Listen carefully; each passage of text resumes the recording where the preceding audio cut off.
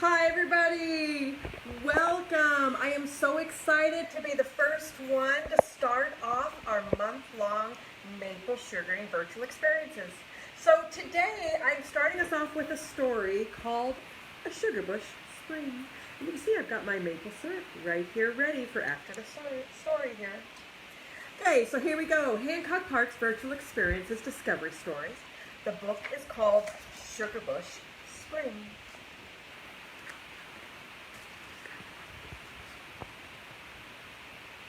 In the month of the maple sugar moon, the snow's too wet for angel making.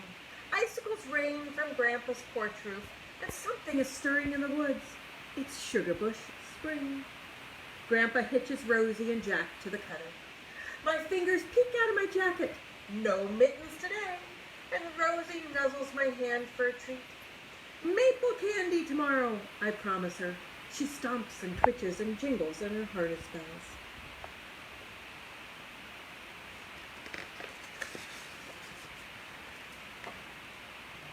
I wave to Grandpa, but he pulls me up next to him. This year, you come with me, he says, and then hands me the reins. Rosie and Jack know the way. I bounce the reins on their rumps as light as Grandpa would. Sugar time, Rosie! Hee-up, Jack, he calls. Into the woods we slide, under branches that hold up the sky. A crow puffs out his satin chest. Caw, caw, caw.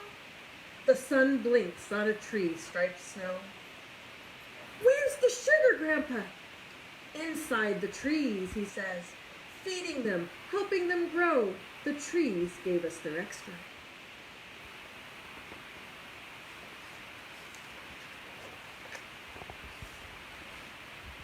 I tried to find 2 holes in a maple, one on each side, like a front and back belly button. Those are last year's taps, Grandpa tells me. We'll open new ones this year. Tap, tap, tap. There's one. Tap, tap, tap. And then the other. I hang a pail beneath each one of them and wait. The sun side spills first. Bing, bing. Dribble, dribble, dribble. She's running, Grandpa, I shout. Grandpa half fills a jelly jar with sap. Spring's tonic, he says. He sips and then passes the jar to me. I squint my eyes like microscopes. No bugs, no specks, ice clear.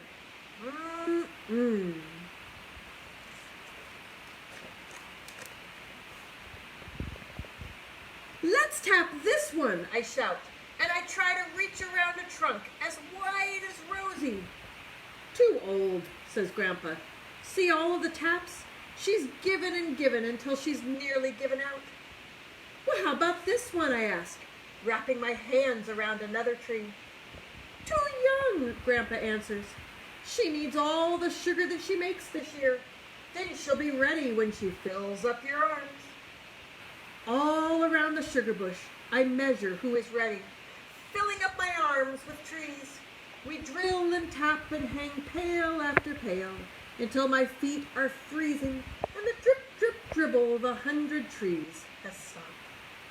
Grandpa, they're empty, I shout. Grandpa laughs. They're just too cold, he tells me. We'll have a freeze tonight. They'll rest up and they'll run hard again tomorrow. Time to head back. Yep, Rosie. Home, Jack, I call. And we slip through the purple woods under the maple sugar moon.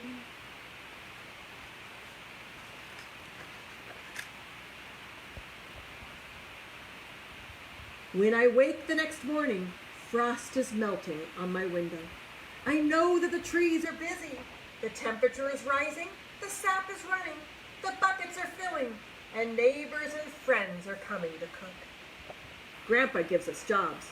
Mama and Dad drive Rosie and Jack through the sugar bush to gather the sap for our buckets. Donna Mae washes last year's sugar bottles. I polish them sparkly. Grandma makes chicken and dumplings to feed our hungry crew.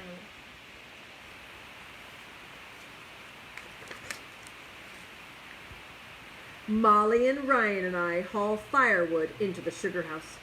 Daniel has built a monster fire to boil the sap. Jim will cook it down into a thick, syrupy rivers. The sugar house puffs out our wet clouds as soft as fog. Ben and Ian leap through them and disappear. You're it, Ryan tags Molly. Over here, I shout.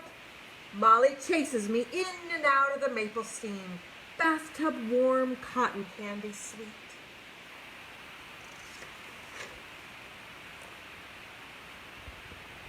Already, the sugar house smells like pancakes.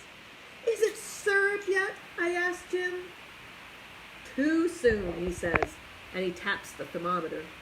Should be 219 degrees. 7 degrees to go. I keep my eye on that thermometer. 215, 216. The bubbles creep higher, swelling to the top of the pan. There she blows, I yell. Jim flicks in a drop of cream, and the sap settles right back down, dark and gleaming. A watched pot never boils, he tells me. The silver needle jumps. 218. The sap boils into a fine golden bubbles. 219. Jim pours caramel bubbles into his long, thin scoop. We've got syrup, he shouts.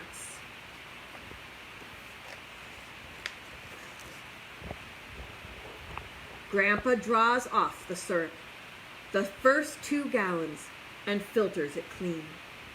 Too hot to taste yet, but it's just right for sugar snow, he tells us.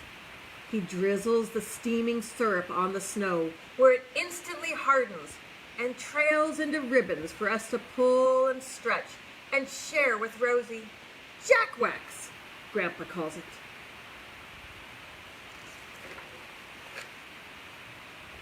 Around the cook fire, we eat dumplings, roast marshmallows, and tell stories while the cold sap flows into the pans, heats through, and thickens and boils. We stir and dip and skim until we draw off 3 more gallons.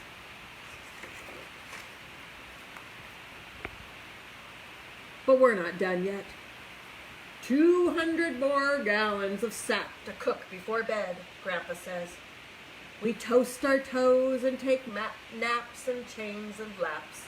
Or on dog Daisy doesn't mind. See right there? Sleeping right there.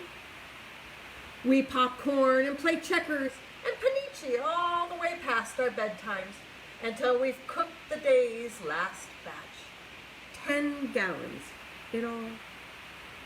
Grandma and Grandpa fill the bottles with syrup, hot golden gallons and quarts and pints. We seal them tight and lay each bottle on its side to cool. At last, we are done for the day. Grandpa sets the first bottle in place on the windowsill next to the first bottle of last year's syrup and the first bottle of each year's before that. Bottles colored like fall leaves, yellow and honey and bronze. A fine light amber. Oh, fancy grade, Grandpa declares on this year's batch. There's room in the pantry for plenty more. Enough for a whole year of pancakes, maple cream and candy, and still some to sell.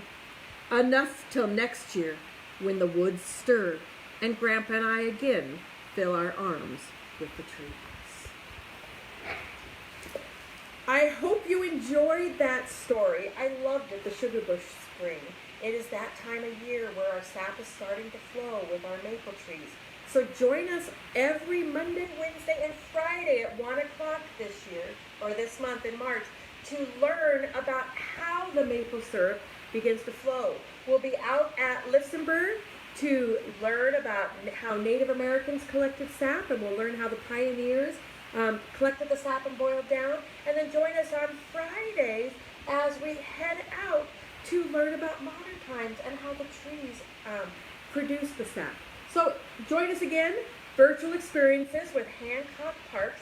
Today is Virtual Experiences Discovery Stories. Bye, everybody.